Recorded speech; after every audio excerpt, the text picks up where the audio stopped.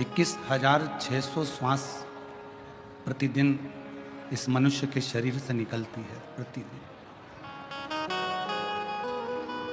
अब उस 21,600 श्वास में से कितनी श्वास आप परमात्मा को दे रहे हैं, कितनी श्वास आप अपने घर के लिए, परिवार के लिए, कुटुंब के लिए, कार्य के लिए रख रहे हैं।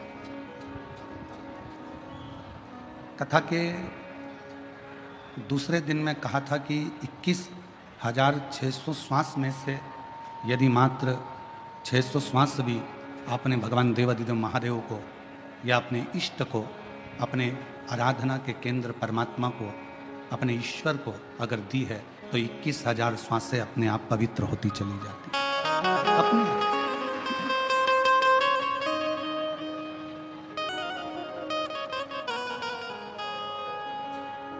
इस व्यासपीठ ने कभी आपसे ये नहीं कहा कि आप कहीं संत बन जाओ या साधु बन जाओ या सन्यासी बन जाओ या तपस्वी बन जाओ या किसी मंदिर में जाकर बैठ जाओ या किसी पवित्र नदी के तट पर जाकर बैठ जाओ, क्योंकि मेरे भगवान शंकर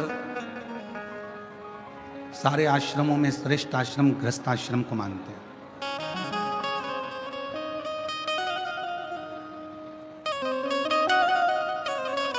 एक गृहस्थ चलते फिरते भी अगर भगवान का नाम ले लेता है तो भी उसकी मुक्ति सरल हो जाती है। सन्यासी को, तपस्वी को, साधक को, उपासक को, सन्यास लेने वाले को, साधने वाले को,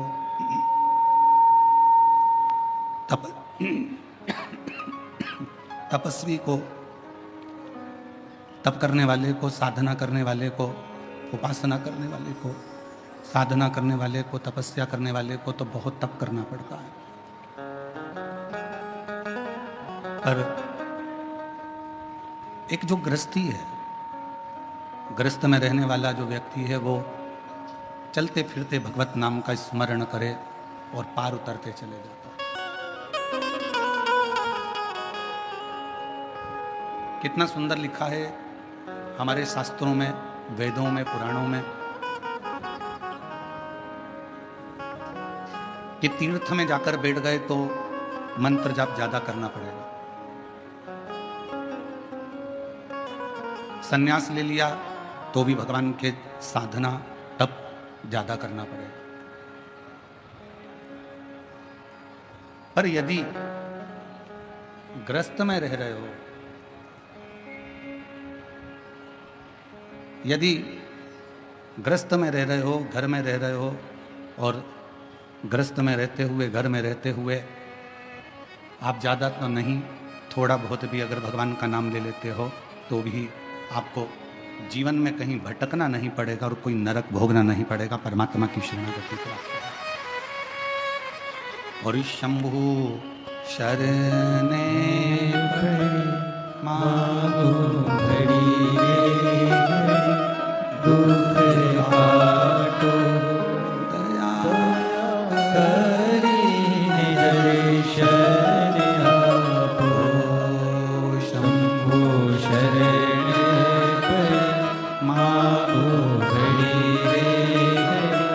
दुख काटो दया करी दर्शन आपो। एक थोड़ा सा भजन, थोड़ा सा स्मरण, थोड़ा सा मंत्र जाप भी मानव शरीर के लिए बहुत है।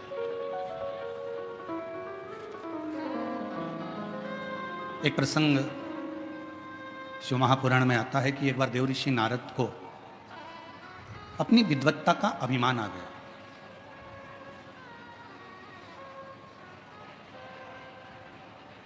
और जब देवऋषि नारद को अपनी विद्वत्ता का अहंकार आया, देवऋषि नारद ने भगवान नारायण से जाकर कहा कि जितना मैं भगवान का भजन करता हूं, इतना संसार में रहने वाला कोई व्यक्ति आपका भजन नहीं करता। जितना मैं मंत्र जाप करता हूं, उतना कोई मंत्र जाप नहीं करता। जितनी बार मैं आपका नाम लेता हूं, उतना नाम शायद कोई भी नहीं लेता। भगवान विष्णु ने कहा, हो सकता है कि आपका मंत्र जाप प्रबल हो, आप श्रेष्ठ हो, मना नहीं। मैं श्रेष्ठ हूं, यह आपकी विद्वत्ता है, पर केवल पूरी दुनिया में मैं ही श्रेष्ठ हूं, यह आपका अहंकार। मैं श्रेष्ठ हूं, यह आपकी विद्वत्ता है। आप श्रेष्ठ हैं, आप अच्छा कार्य कर रहे हैं, बढ़कर काम कर रहे हैं, मेहनत कर रहे हैं, अपने कार्य को आपने 4 चांद लगाया है, आपने मेहनत करी है, परिश्रम करा है, विश्वास करा है, तो आप श्रेष्ठ हैं। मैं श्रेष्ठ हूं, ये शब्द आपकी विद्वत्ता है, पर केवल मैं ही श्रेष्ठ हूं पूरी दुनिया में, ये आपका अहंकार है।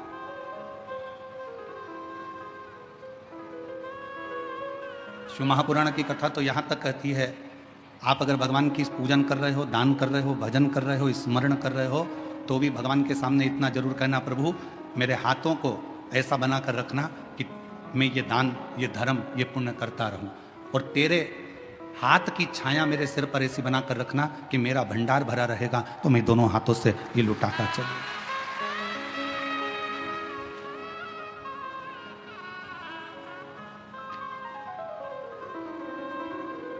और यदि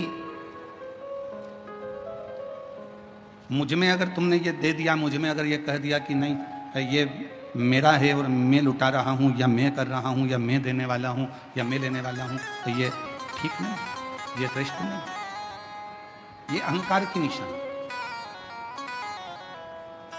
देवऋषि नारद ने कहा कि मेरे बराबर कोई भजन नहीं कर सकता, मेरे बराबर कोई तप नहीं कर सकता, मेरे बराबर कोई साधना नहीं कर सकता। ठीक है, भगवान विष्णु ने एक खीर का कटोरा बुलवाया, नारद जी के हाथ में दिया, नारद ये खीर का कटोरा शिव जी को देता रहा।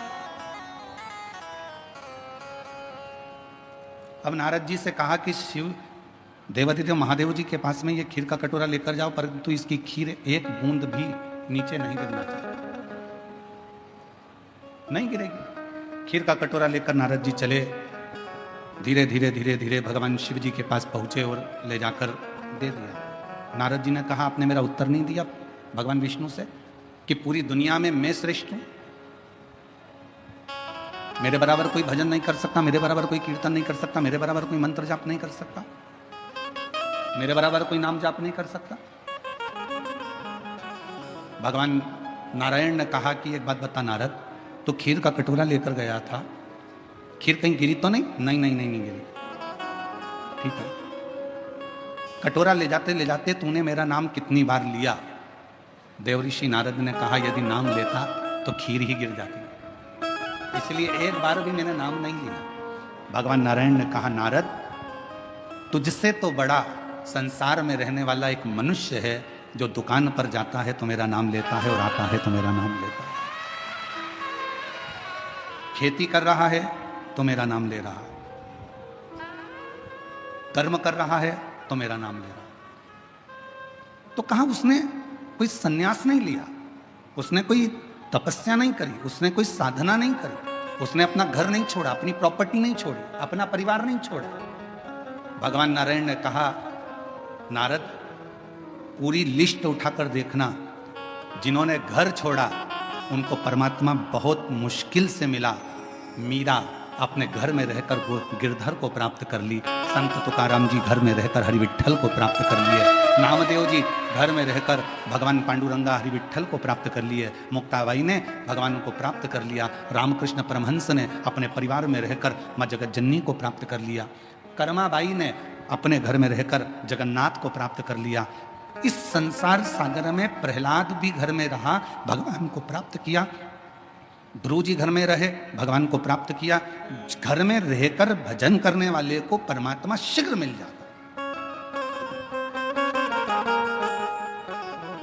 अब तुम्हें भटकना नहीं। और फिर निवेदन करूं मेरी बेजापुर की जीजियों से और मेरे जीजाओं से, मेरी बेटियों से, बेटाओं से, मेरी माताओं से, मेरे पिता तुल्य भाऊ से निवेदन करता हूं, कोई तुमसे कह दे कि तुम अपना घर छोड़ दो, बिल्कुल मना कर देना, मैं नहीं छोड़ सकती। कोई को तुमसे कह दे तीर्थ में जाकर बैठ जाओ, हाथ जोड़कर कहना मेरे बस की बात नहीं है, मैं तो घर में रहकर भगवान को एक लोटा जल चढ़ा लूंगी और मेरा बाबा मेरे पर कृपा कर देगा, बस इससे ज्यादा कुछ नहीं। घर में अगर बुजुर्ग माता पिता हैं, आप उनकी सेवा करो, मेरा शिव कृपा करेगा। महाराष्ट्र की भूमि पर भगवान पांडुरंगा हरि विट्ठल का स्वरूप ये बताता है कि पौंडलिक ने अपने माँ बाप की सेवा करी और भगवान हरि विट्ठल ने आकर दर्शन दिए। आप अपने माता पिता की सेवा करो, परमात्मा आपके सामने होंगे। भूखे को भोजन, प्यासे को पानी, जय बाबा बर्फानी। आप सेवा करिए, कोई भूखा है भोजन कराओ, प्यासा है पानी पिलाओ, किसी को औषधि की जरूरत है आप उसका चिकित्सा कराओ, किसी को एजुकेशन की जरूरत है आप उसको एजुकेशन कराओ, उसका फल मिले।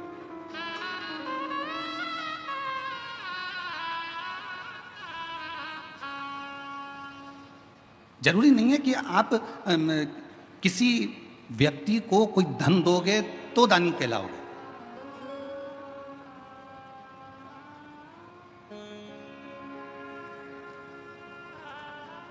किसी व्यक्ति को कोई धन प्रदान करोगे तो दानी कहलाओगे, वो जरूरी नहीं है। दानी की एक निशानी और होती है, अपने मोहल्ले में, अपनी कॉलोनी में, अपने परिवार में, अपने कुटुंब में अगर कोई को शिक्षा की जरूरत है और उसके पास में एजुकेशन का पैसा नहीं है, अपने धन में से कुछ रुपए निकाल कर उसके कॉलेज की फीस, उसके स्कूल की फीस, उसका ड्रेस, उसकी किताबें, अगर 2-5 साल आपने उस बच्चे का, उस बेटी का हाथ पकड़ लिया और उसकी अच्छी एजुकेशन करा दी, अगर वो बच्चा इंजीनियर बन गया, डॉक्टर बन गया, कलेक्टर बन गया, आईजी डीआईजी बन गया, कमिश्नर बन गया, तो वो किसी को भूल जाए वो बात दूसरी है, पर जिसने उसको एजुकेशन में साथ दिया उसको जिंदगी भर नहीं भूल, वो नहीं भूल पाता।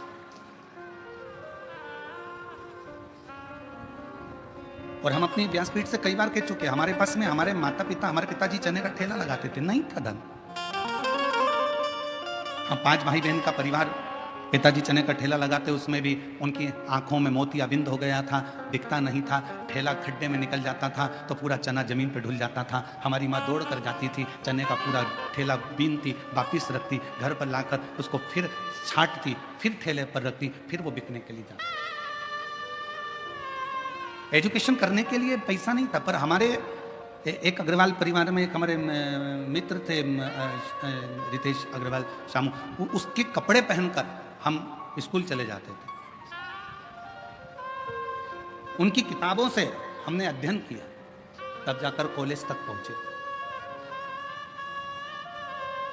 और सब कुछ भूल जाएं, पर जिसने हमारी एजुकेशन के समय पर साथ दिया, नहीं था पढ़ने के लिए किताबें, नहीं था खाने के लिए अन्न, पर जो साथ उस समय पर दिया वो आज तक याद आती है कि उन्होंने हमको पढ़ाई तो करवाई, विद्या अध्ययन तो करवाए, एक एजुकेशन।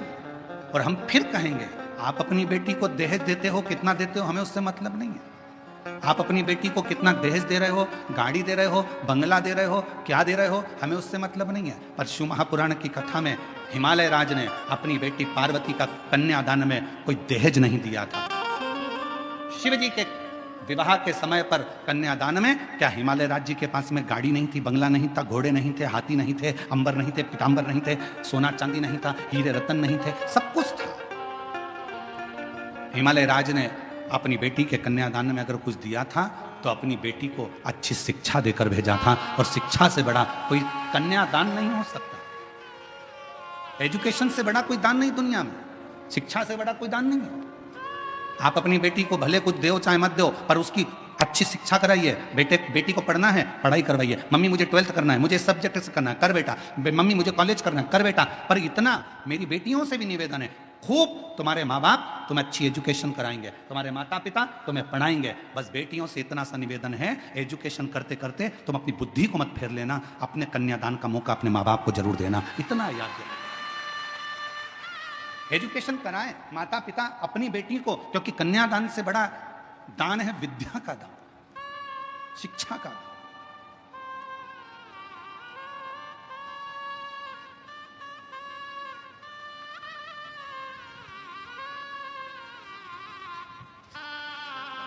कभी हमारे सीहोर में विठले सेवा समिति के पास जाकर देखना, आप लोग जो दान करते हो उनके पास का जाके एक रजिस्टर देखना, जिस रजिस्टर में केवल मध्य प्रदेश के नहीं पूरे भारत के कई बच्चे ऐसे हैं जिनकी कॉलेज की फीस, जिनकी स्कूल की फीस, जिनकी किताबें, जिनके ड्रेस विठले सेवा समिति हर साल दिलवाती और हर साल फीस जमा करके उनको पढ़ाती है, शिक्षा अध्ययन कराती है।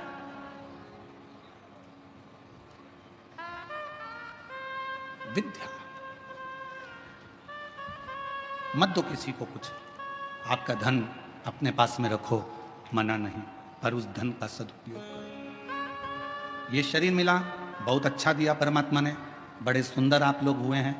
भगवान ने 2 हाथ भी दिए, 2 पाँव भी दिए, नेत्र भी दिए, श्रवण शक्ति भी दी, जिह्वा भी दी, अपनी एक एक इंद्रियां, 5 कर्म इंद्री, 5 ज्ञान इंद्रिय और 1 मन, 11 इंद्रियां भी परमात्मा ने दिया। ये पूरी इंद्रियां, ये पूरे शरीर जो परमात्मा ने दिया है, इसको सदुपयोग में लगा। व्हाट्सअप चलाते चलाते, फेसबुक चलाते चलाते किसी की निंदा भी लिखी आ जाए तो उस पर कोई कमेंट्स नहीं, नो कमेंट्स, कोई कमेंट्स नहीं। हमने विद्या अध्ययन करी है, हमें भगवान की विद्या, हमने शिक्षा ग्रहण करी है। हमारी शिक्षा में ये नहीं सिखाया जाता कि कोई फेसबुक पर किसी की बुराई करे और तुम उसमें कमेंट्स करो। ये हमारी शिक्षा नहीं बताती। हमारी शिक्षा तो ये बताती है कि जहाँ कोई अच्छा व्यक्ति चल रहा हो, उसके पथ के पीछे चलो तो अपन भी मंजिल तक पहुंच जाते हैं। ये हमारी शिक्षा कहती है, ये हमारी विद्या कहती है।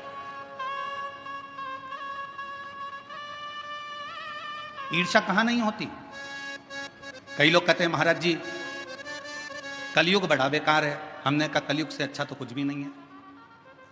कई लोग कहते हैं कलयुग बड़ा बेकार है। हमने पूछा कलयुग में क्या हो गया? इतने गंदे लोग दिन भर एक दूसरे को गालियां बकते, अपशब्द कहते, ताना देते, दिन भर जलते, ईर्ष्या रखते। हमने कहा ठीक है, अब तो ये तो तुमने कह दिया कलयुग में हुआ, अब सतयुग का निकालो। त्र्यंबकेश्वर बाबा की कथा निकाल लो, ज्यादा दूर मत जाओ, यही महाराष्ट्र की। त्र्यंबकेश्वर बाबा की कथा निकालो।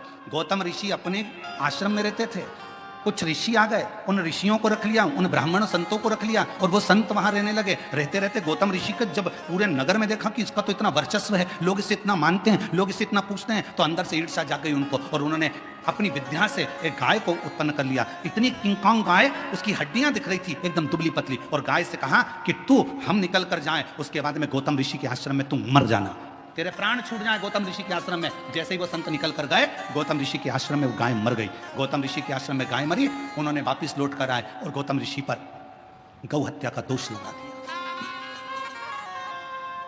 गौतम बाबा पर गौ हत्या का दोष लगा। गौतम बाबा को जगह जगह भटकना पड़ा।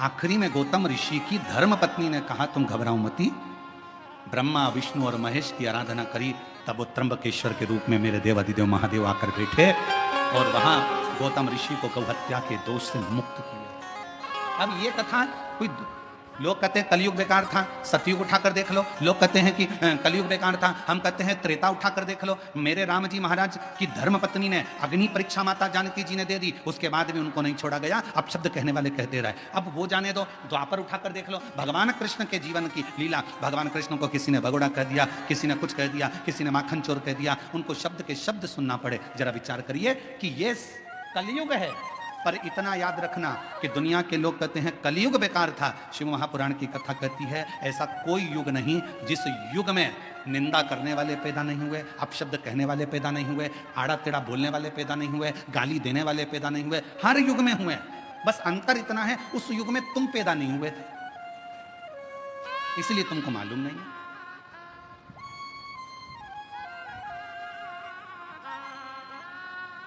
और बची कुची हो तो एक कथा और स्मरण कर लो। भगवान शंकर की नृत्य करती हुई नटराज की मूर्ति किस किस ने देखी है? फोटो या मूर्ति कभी मोबाइल पे या कहीं देखा है? हाथ तो उठाओ जरा, सबने देखा है, रख लो।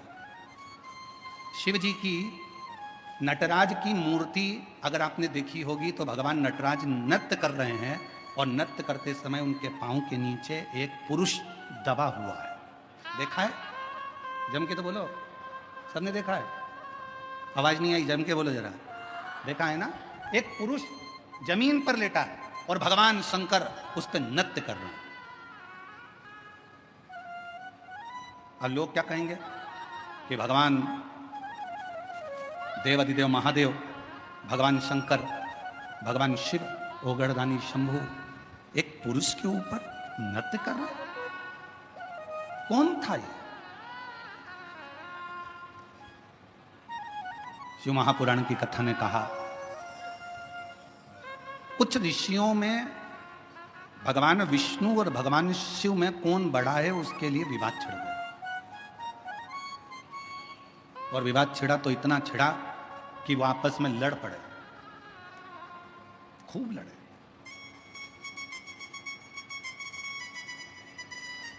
इतनी लड़ाई हो गई ऋषियों में, आखिरी में निर्णय ये निकला कि भगवान विष्णु ही श्रेष्ठ हैं। उनकी बुद्धि में ये बैठ गया और उन्होंने शंकर जी को निंदा करना प्रारंभ कर दिया।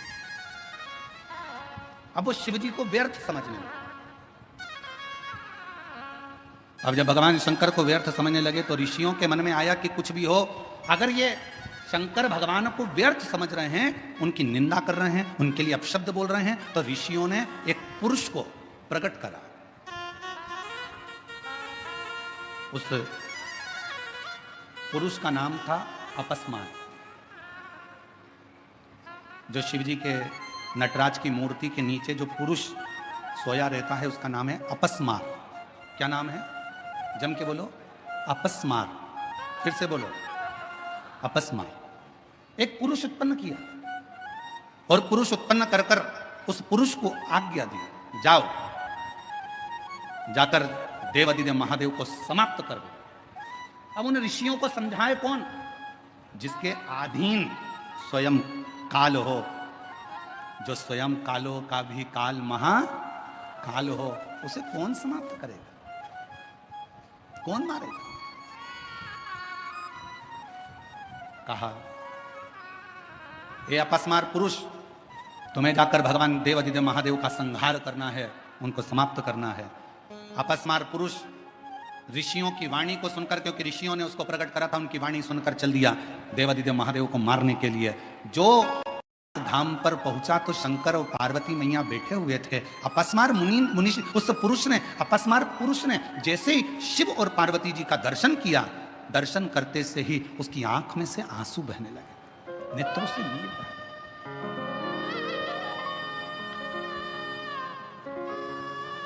शिव जी का ध्यान चले गया और भगवान शंकर का ध्यान गया। शिव जी ने देखा कि ये पुरुष आया है और हमको देखकर रो रहा है, आंख से आंसू बह रहा है।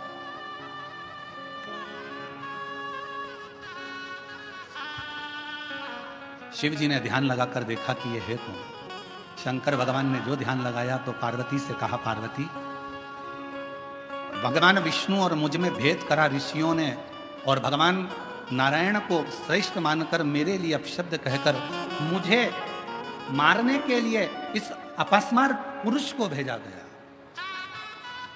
इस पुरुष को मेरे पास भेजा गया, मार। पार्वती जी कहती हैं, पर ये रो क्यों रहा? शिव जी ने कहा, पार्वती, तेरा और मेरा दर्शन किया तो इसके मन में श्रद्धा उत्पन्न हो, रो रहा कि मुझे मारने के लिए भेजा है। अब मैं मारूं तो कैसे? मुझे मैं मारूं तो कैसे मारूं? विचार किया। फिर शिवजी ने ध्यान लगाया कि शरण में आया है, मुझे देखकर अंदर श्रद्धा उत्पन्न हुई है, भले इसको मेरे को मारने के लिए भेजा, पर मेरा फर्ज है इसका कल्याण करना। शिवजी ने नृत्य करना प्रारंभ कर दिया और शंकर भगवान ने जो नाचना प्रारंभ करा, वो अपस्मार पुरुष ने देखा कि मैं क्या करूं। अगर जब हम भगवान का दर्शन कर लेते हैं, स्मरण कर लेते हैं, तो हमारी चित्त वृत्ति में बैठ जाता है कि मैं भगवान के चरण पकड़ लूं। नृत्य करते समय जैसे ही भगवान ने अपना एक पांव ऊपर करा, उसी समय पर अपस्मार पुरुष ने शिवजी का चरण पकड़ना चाहा। शिवजी का चरण छुआ, जमीन पर सो गया। भगवान शंकर उसी पर नृत्य करते रहे और उसके अंत में प्राण छूट गए। क्यों? क्योंकि शिव पुराण की कथा कहती है उस अपस्मार पुरुष ने भगवान के चरणों को पाना था और शिव के चरणों में ही प्राण त्यागना थे। ये विचार कर, ये विचार। और हम तो बाबा के भरोसे चलते हैं, हम तो बाबा के भरोसे चलते हैं। ये दुनिया वाले जलते हैं, ये दुनिया वाले जलते हैं, हम तो बाबा के भरोसे चलते हैं, डमरू वाले के भरोसे चलते हैं, ओ घड़दानी के भरोसे चलते हैं, काशी वाले के भरोसे चलते हैं। उस अपस्मार पुरुष जमीन पर सो गया और भगवान शिव के चरण के प्रहार से आखिरी में उसके प्राण छूटे। असुर था,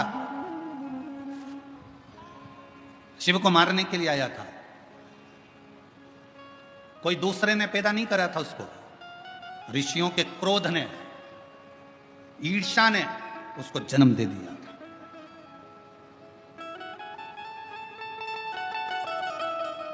और ये क्रोध, ये ईर्ष्या, ये तर्क वितर्क, ये सब हमारी शिव पुराण की कथा कहती है, इससे थोड़ा दूर हटते चले जाओ। दूर। कितना संत तुकाराम जी को तो कितना कितना सुनना पड़ा था, संत नामदेव जी को कितना सुनना पड़ा था, मीराबाई को कितना सुनना पड़ा था, कर्माबाई को कितना सुनना पड़ा था, मुक्ताई को कितना सुनना पड़ा था, संत ज्ञानेश्वर बाबा को कितना सुनना पड़ा था। ये कहेंगे, तर्क देने वाले कुछ भी तर्क देंगे, पर किसी से कोई बहस नहीं करना चाहिए। हमारा शिव पुराण तो यहां तक कहती है, अगर कोई तुमसे कहे, अगर मान लो कोई तुमसे कहे कि हाथी हवा में उड़ता है, तो तुम कह दो हाँ बिल्कुल सही बात है। बहस मत करो कि हाथी हवा में उड़ ही नहीं सकता। घोर कलयुग चल रहा है, कलयुग में अगर कोई तुमसे कहे कि हाथी हवा में उड़ता है, तो तुम कहो बिल्कुल सही बोल रहे हो। कल हमारे घर के बाहर तार पे टंगा था, हमने खुद देखा। आज के जमाने में बहस नहीं करी जाती है, बहस को समाप्त करा जाता है। कोई तुमसे कहे हाथी उड़ता है, बिल्कुल सही है। कल हमारे घर के बाहर तार पे से निकल कर जा रहा था, ऐसा कूद रहा था, हमने खुद अपनी आंखों से देखा। अगर तुम कह दो नहीं साहब हाथी तो हवा में उड़ता ही नहीं है, नहीं साहब हवा में उड़ ही नहीं सकता है, तो उसको बहस करना पड़ेगी, समझाना पड़ेगा। आज के व्यक्ति को समझाना सबसे कठिन काम। ज्ञानी को समझाया जा सकता है, अज्ञानी को समझाया जा सकता है, पर जिसके अंदर अभिमान भरा होता है उसको समझाना दुनिया का सबसे कठिन काम। ज्ञानी को समझाना सरल है, अज्ञानी को समझाना सरल है, पर अभिमानी को समझाना कठिन है। इसलिए कोई तुमसे कहे हवा में हाथी उड़ता है, तो क्या कहोगे? उड़ता है।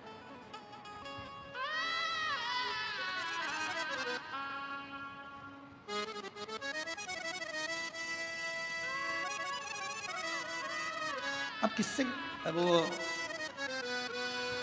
हमारे वहाँ आशीष की लड़की है अविका, तो वो एक बार हम उसके पास में बैठे तो ऐसे वो गेम खेल रहे थे, हवाई जहाज उड़, कागज उड़, कपड़ा उड़, वो भी उड़ा रही थी। अब उड़ाते उड़ाते हमने कह दिया कि चप्पल उड़, तो उसने भी कह दिया बड़े पापा उड़। तो हमने कहा तुम तो आउट हो गई। कहने काय को आउट हो गई? चप्पल भी उड़ती है।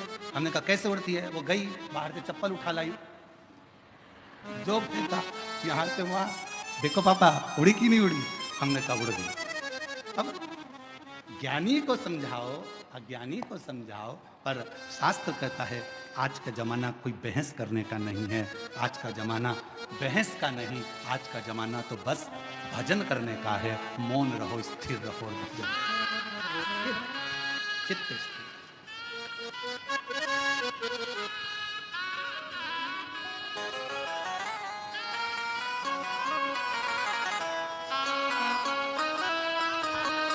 और जितना स्थिर रहकर भगवान की भक्ति में डूबोगे उतना सुख प्राप्त होगा, उतना सुख। जिस अपस्मार पुरुष को ऋषियों ने जन्म दिया था, वो अपस्मार पुरुष शिव को मारने के लिए गया था, पर मेरे शंकर भगवान के दर्शन का फल यह मिल गया कि उसके चरणारविंद में ही उसके प्राण छूट गए। एक दर्शन का सुख है। लोग कहते हैं शिव जी की कथा सुनने से क्या मिल सकता है, भगवान के भजन से क्या मिल सकता है, भगवान के भक्ति से क्या मिल सकता है, शिव स्मरण से क्या मिल सकता है, शिव महापुराण की कथा पंडाल में बैठकर सुनने से क्या मिल। ये पत्र कितने आते हैं, ये देखो, एक पत्र बड़ा अच्छा है।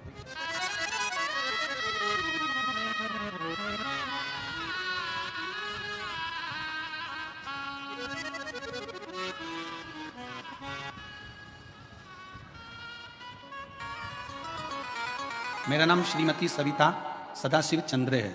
मैं बेजापुर के पालखेड़ गांव की निवासी हूँ। मेरी शादी को 10 साल हो गए थे, पर मेरे यहाँ कोई संतान नहीं थी। पत्र को एलईडी पर पढ़ सकते हो, आस्था चैनल पर पढ़ सकते हो। तब मुझे किसी ने पशुपतिनाथ के व्रत के बारे में पता चला।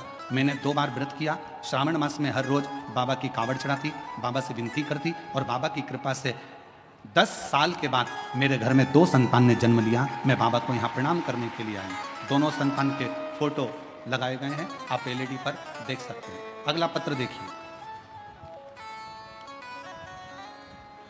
मैं सविता अप्पा साहेब दारुंटे, गांव हनुमंत गांव, तहसील बेजापुर, जिला छत्रपति संभाजीनगर। मेरा मोबाइल नंबर ये है।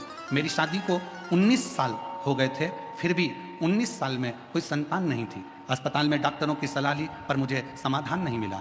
फिर डॉक्टरों ने 2017 में टेस्ट भी कराया, पर उससे भी मुझे औलाद नहीं हुई। एक दिन आस्था चैनल पर मैंने मेरे परिवार के मुख से सुनी हुई शिव महापुराण की कथा बताई, तो हमने सुनना प्रारंभ करी। सफेद आंकड़े की जड़ को बांधा।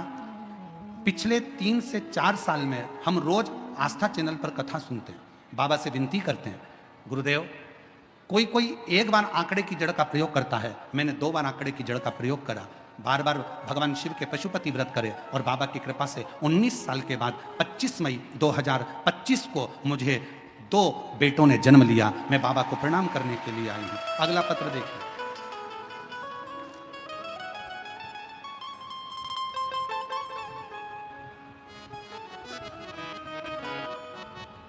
मैं नंदिनी आहेर, पाराला, तहसील बेजापुर, जिला छत्रपति संभाजीनगर की रहवासी हूँ।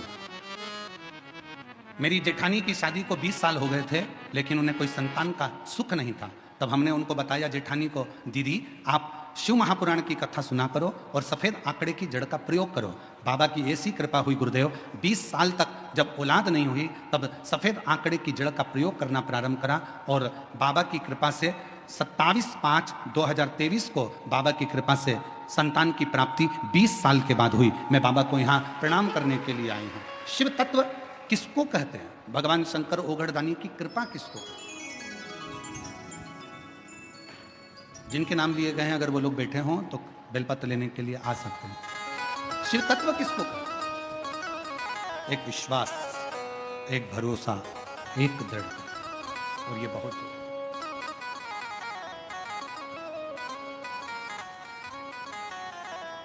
जो जैसी भावना लाया वो वैसा ही फल पाया, नहीं खाली उसे लौटाया, वो मन ही मन हर्षाया। जो जैसी भावना लाया वो वैसा ही फल पाया, नहीं खाली उसे लौटाया, वो मन ही मन हर्षाया। और कर दिया मारा माल काशी वाले ने, लुटा दिया भंडार काशी वाले ने। कर दिया मारा माल काशी वाले ने, लुटा दिया भंडार काशी वाले ने। भगवान शंकर की करी हुई भक्ति जिंदगी में कभी खाली नहीं जाती, कभी नहीं। शिव की करी हुई उपासना कभी खाली नहीं जाती।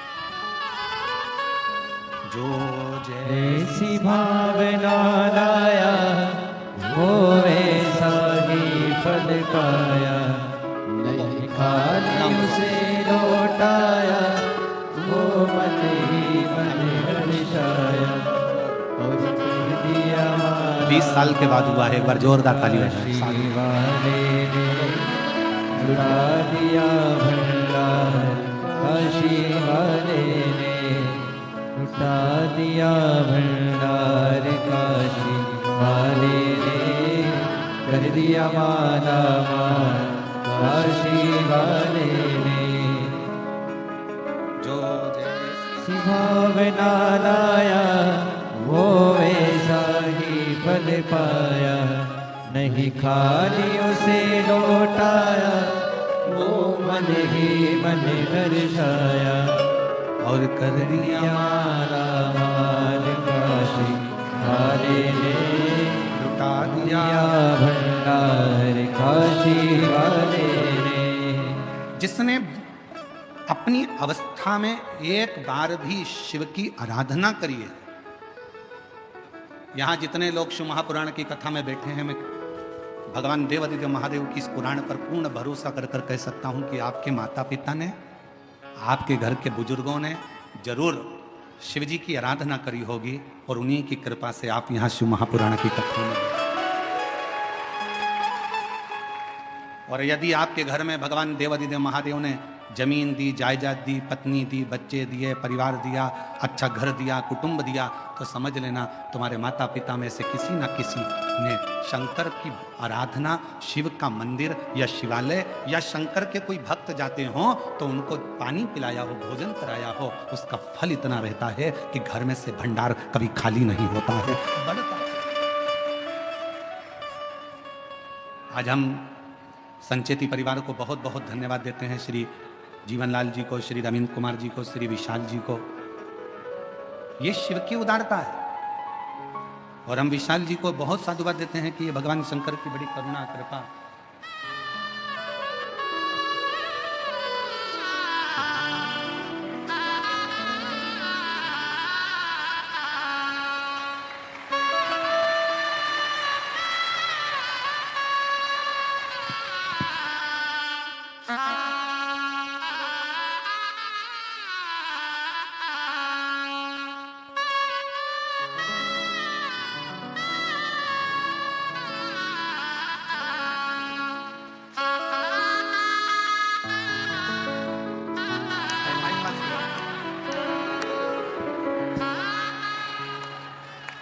अभी मई में हुए हैं, यही 2025, और 19 साल के बाद हुए हैं दोनों। जोरदार ताली बजाकर स्वागत करें।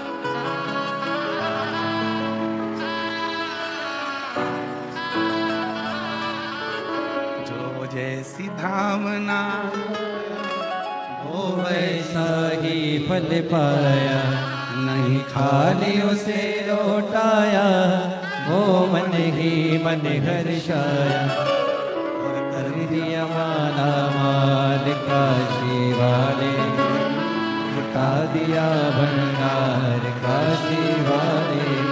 ये कथा करते करते तो हमको ऐसा लगता है कि भारत सरकार थोड़े दिन में हमारे पास में पत्र भेजेगी कि तुम वंश की वृद्धि कराते जा रहे हो, हम रोकने का काम कर रहे हैं, और तुम 2 बार पशुपति व्रत, 2 बार सफेद आंकड़े की जड़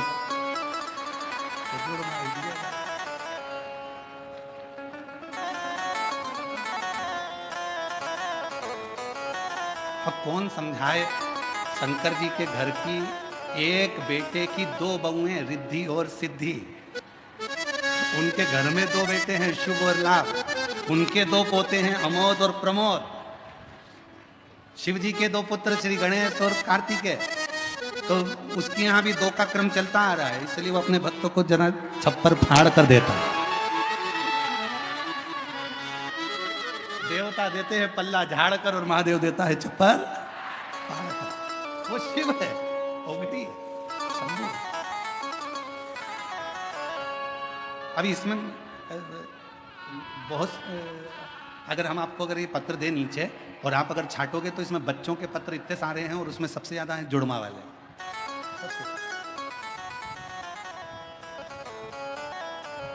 शिव शिव है।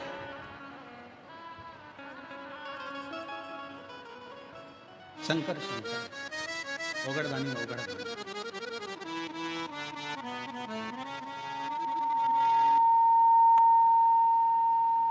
तेरे दरबार की बाबा निराली शान देखी है। वो जुड़मा उड़ा रहे हैं, वो देखो जुड़मा उड़ा रहे हैं भी दो।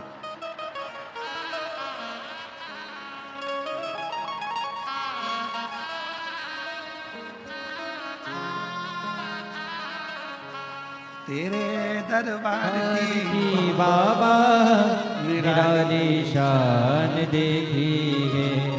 तुझे देते नहीं देखा, पर झोली भरी देखी है। मुख दुनिया मोड़ेगी बाबा, तू मुखड़ा ना मोड़। मेरी दुनिया मोड़ेगी बाबा, तू मुखड़ा ना मोड़। मेरी लगी परी बाबा, तू बेना हो। शिव कथा कर रही। हम श्री विशाल जी संचेती जी को, उनके श्री जीवनलाल जी को, श्री रविंद्र कुमार जी संचेती जी को बहुत धन्यवाद देते हैं कि आपने अपने पूर्वजों के उद्धार के लिए, अपने दादा परदादा के उद्धार के लिए एक शिव महापुराण की कथा कर कर पूरे कुल को पार। अगर भगवान धन दे, और भगवान अगर धन के साथ में हृदय दे, तो अपने पूर्वजों के उद्धार के लिए जिंदगी में एक बार शिव महापुराण की कथा जरूर करो और कराओ, स्मरण करो अपने जीवन में। शिव शिव है, उसकी उदारता, उसकी करुणा, कृपा। शिव कथा कर रहे हैं।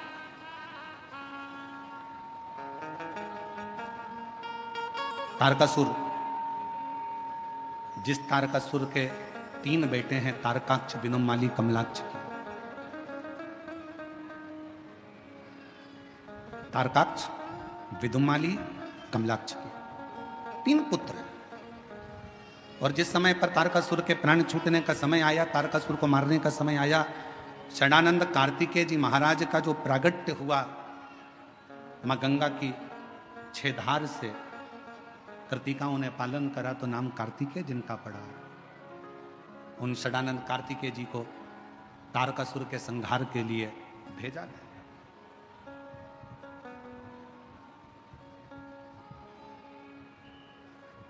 तुम जाओ, इस तारकासुर का संहार करो।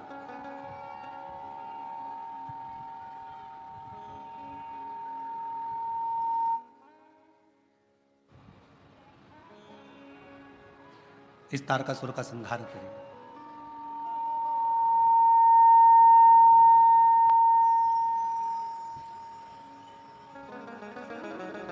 षडानंद कार्तिकेय जी जाने लगे। माँ दुर्गा भवानी जगतधात्री माँ दुर्गा अम्बा ने रोक लिया, माँ जगतधात्री ने रोक लिया। तारकासुर को मारने के लिए कार्तिकेय जी जा रहे हो, थोड़ा ठहरो। माँ अम्बा ने कहा कि तारकासुर ब्रह्मा जी से एक वर मांगा था, अगर मैं मरूं तो शिवजी के पुत्र के द्वारा मरूं। कार्तिकेय, तारकासुर तुम्हारे द्वारा मरेगा ये निश्चित है, पर बात ऐसी है कि तारकासुर ब्रह्मा जी को कष्ट दिया, सबको कष्ट दिया, पर तारकासुर ने कभी शंकर को कोई कष्ट नहीं दिया। और ये बात हम पहले भी कथा में कह सकें कि शिव जी का संसार में देवता हो, असुर हो, गंधर्व हो, साच हो, किन्नर हो, गंधर्व हो, तारकासुर जैसे कोई भी असुर हो, मेरे शंकर भगवान का दुनिया में कोई द्रोही नहीं है, शिव जी का कोई दुश्मन नहीं, शिव का कोई दुश्मन नहीं। और आपका और हमारा भी जगत में कोई दुश्मन नहीं है, ना हमारा कोई दुश्मन है, ना आपका कोई दुश्मन। दुश्मन कौन? आपका भी कोई दुश्मन नहीं है, हमारा भी कोई दुश्मन नहीं है। दुश्मन किस चीज का है? तो कहा दुश्मन अगर इकट्ठे होते हैं तो आपकी प्रतिष्ठा के दुश्मन एकत्रित होते हैं।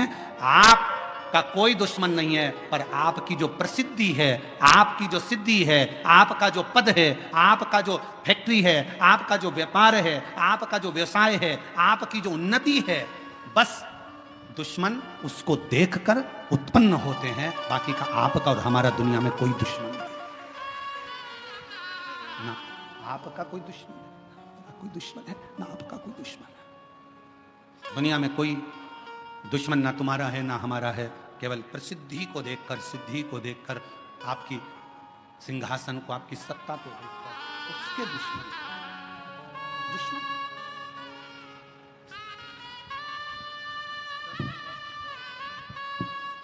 10 साल के बाद हुए। एक बार जोरदार ताली बजाएं दोनों।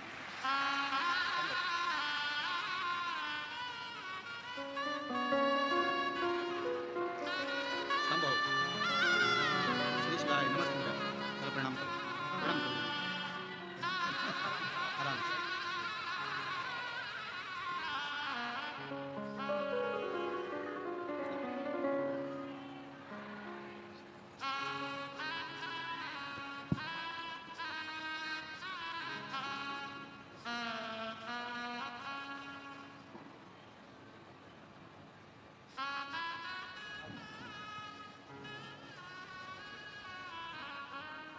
जिस पर भी हो गई तेरी कृपा करुणा वो भगवान,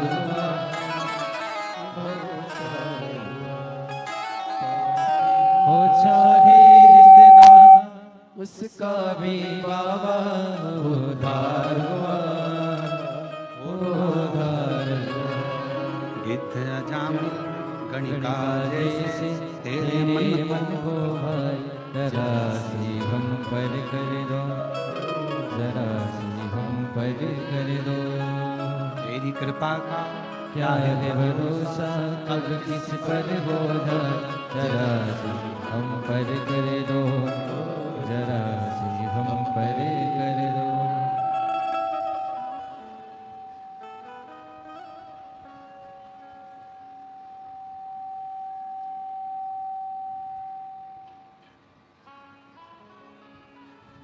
शिव कथा कर रही है, भगवान शंकर का चरित्र कर रहा है, शिव महापुराण की कथा कर रही है, शिव तत्व कह रहा है। कोई दुश्मन नहीं। मां के गर्भ से जब जन्म लिया था, आपका और हमारा कोई दुश्मन नहीं था। आपकी और हमारी प्रसिद्धियां जब बहुत आगे बढ़ बढ़कर अगर कोई कार्य करता है तो लोग उससे भी ईर्ष्या करने लगते हैं। ईर्ष्या। पर क्या सोचना, एक हंस और एक कौवा, दोनों में अंतर होता है। हंस और कौवे में बहुत अंतर होता है। हंस किसी को देखकर, अगर सरोवर के तट पर कोई आ जाए, या कोई पशु आ जाए, पक्षी आ जाए, मनुष्य आ जाए, गंधर्व आ जाए, देवता आ जाए, जलचर आ जाए, हलचर आ जाए, कोई भी अगर वहां आ जाता है तो हंस कभी चिल्लाता नहीं।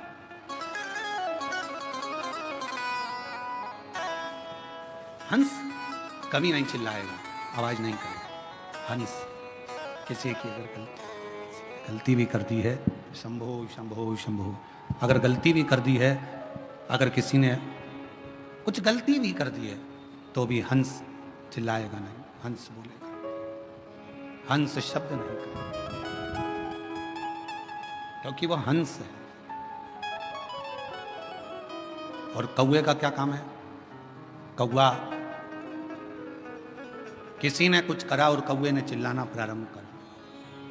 दो तरह के मनुष्य होते हैं। एक हंस स्वभाव का होता है, किसी की बुराई देखकर भी उसकी बुराइयों को सामने नहीं कहता। इस शिव महापुराण की कथा में से ये सीख लो, बहू अगर गलती कर रही है तो उसको एकांत में ले जाकर समझाओ, बेटा तुमने ये गलती करी। बेटे ने गलती करी है तो उसको एकांत में ले जाकर समझाओ कि तुमने गलती करी। भाई गलती करे, उसको एकांत में ले जाकर समझाओ कि तुमने ये गलती करी। देवरानी, जेठानी कोई गलती करे तो एक दूसरे को एकांत में ले जाकर समझाया जाए कि तुमने ये गलती करी है। सबके सामने ना बहू को चिल्लाइए, सबके सामने ना सास को चिल्लाइए, सबके सामने ना भाई को चिल्लाइए, सबके सामने किसी को मत चिल्लाइए। क्यों? अगर आप आज अपनी बहू को सबके सामने चिल्लाकर बोलोगे तो वो बहू का सत्कार सबके सामने खत्म हो जाएगा। फिर मोहल्ले के लोग भी उसको चिल्लाकर बात करेंगे, छोटे छोटे बच्चे भी चिल्लाकर बात करेंगे, आप शब्द कहेंगे। पत्नी को भी अगर कुछ कहना है, पत्नी को भी अगर शब्द कहना है तो पति को चाहिए कि उसको एकांत में ले जाकर फिर कुछ बात कहे, किसी के सामने कोई संबोधन ना करे, कोई संबोधन, एकांत, शांत, चुप, मौन। कल कथा में कहा था, गलती किससे नहीं होती? जम के बोलो, किससे नहीं होती है? भगवान से। इंसान से गलती हो रही है तो समझ लेना कि वो इंसान है, गलती का पुतला ही तो मनुष्य है। अगर गलती नहीं करेगा तो फिर तो भगवान बन जाएगा। गलती हो रही है तो इंसान है, गलती नहीं कर रहा तो वो तो भगवान बन गया। और जगत में ऐसे बहुत सारे भगवान घूम रहे हैं, बहुत ऐसे। हाँ, हमने कभी कोई गलती नहीं करी, हम कभी गलती करते ही नहीं है, हमने आज तक जिंदगी में कोई गलती नहीं करी। तो ऐसा व्यक्ति मिल जाए तो सिर पे पल्लू लेके उसके पांव पड़ लो, तू तो भगवान है रे, तू तो देवी देवता है रे, धन्य है जो तूने गलती नहीं करी, धन्य। कल की कथा में था ये प्रसंग। कल की गलती हो रही है, मानव है, मनुष्य है, मानव का शरीर है, करेगा गलती।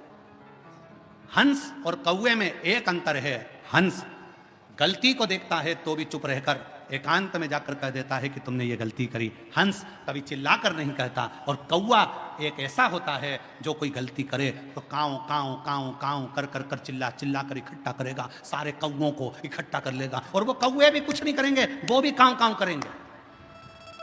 कौवे का काम है कि सबको इकट्ठा करना है, चिल्लाओ काऊ काऊ काऊ करो, इसने ये गलती करी है, चिल्लाना चालू करो। और कौवे का काम है वो चिल्लाता रहेगा, इकट्ठा करेगा, सबको एकत्रित करेगा, और वो कौवे भी चिल्लाएंगे, बहुत चिल्लाएंगे। पर निवेदन है, कौवा मत बनना, हंस के झुंड में जाकर बैठना, थोड़ा समझना समझाना। चलो, अगर किसी व्यक्ति ने गलती करी है तो अपन हंस बनो, उसके पास चलो, बात करो, एकांत में बैठो, समझाओ। कौवे जैसे चिल्लाने का प्रयास ना करो। बहू ने गलती करी है, बेटा तूने गलती कर दी, आज तुझसे ये गलत हो गया, कोई बात नहीं मम्मी, आपने मुझे अकेले में समझाया, अच्छा लगा। माँ हो ना, इसलिए समझा रही हो, अच्छा लगा। भाई भाई को समझा। लंकापति रावण ने विभीषण को लात मारी भरी सभा में, विभीषण ने रावण को समझाया भरी सभा में, गलती दोनों की थी। अगर समझाना था तो अपने भाई के पास एकांत में जाकर बैठता, कहता भैया गलती हो रही है, समझने की बात है, समझो तो सही। पर लात भी मारी विभीषण को तो सबके सामने, और विभीषण समझाने के लिए भी खड़ा हुआ तो सबके सामने। एकांत में अगर समझाता तो रावण थोड़ा न थोड़ा समझ जाता, ऐसा नहीं कि नहीं समझता। पर हम सबकी आदत है, हम पहले पूरे नगर में डोंडी पीट देते हैं, उसने ऐसा करा, देख ले तेरी पत्नी को, देख ले तेरी धर्म पत्नी को, उसने ऐसा कर दिया, उसने वैसा कर दिया। अरे उसके पति को कहोगे मतलब क्या होगा? तुम जाओ एकांत में बैठो, सिर पे हाथ रखो, उसको अपने सिर पर हाथ रखकर बहुत प्रेम से गले लगाकर स्नेह के साथ कहो, बेटा तुझसे गलती हो गई है। क्यों? क्रोध में जो कहा है वही अगर प्यार से कहा होता तो शायद पूरा घर स्वर्ग बन गया होता, पूरा माहौल सुधर गया प्रेम से। पर महाराज क्या कहें, पहले के समय में लोग बोलते थे तो मोती झड़ते थे। क्या झड़ते थे? मोती। आज के जमाने में लोग बोलते तो मेंढक झड़ते।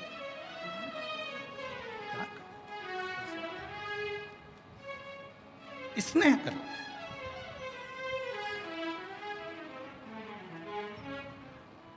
पार्वती जी ने कहा कार्तिकेय से, सुन कार्तिकेय, हे कार्तिकेय, तारकासुर को मारने के लिए जा रहे हैं, मना नहीं, पर तारकासुर के हृदय में तेरे पिता शिव बसते हैं। असुर है वो, राक्षस है वो, पर उसके दिल में शिव बसा, शंकर उसके हृदय में बैठा।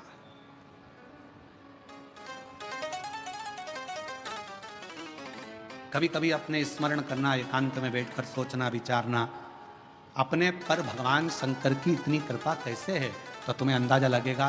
तुम्हारे जो पिताजी थे, तुम्हारी जो माताजी थी, या तुम्हारे जो बुजुर्ग थे, उनमें से कोई ना कोई शंकर का भक्त था, इसलिए शिव ने करुणा कर रखी है।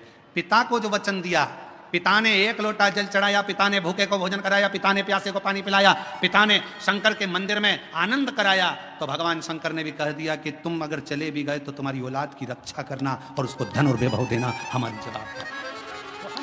तो उसका नाम कुबेरेश्वर महादेव तो देता।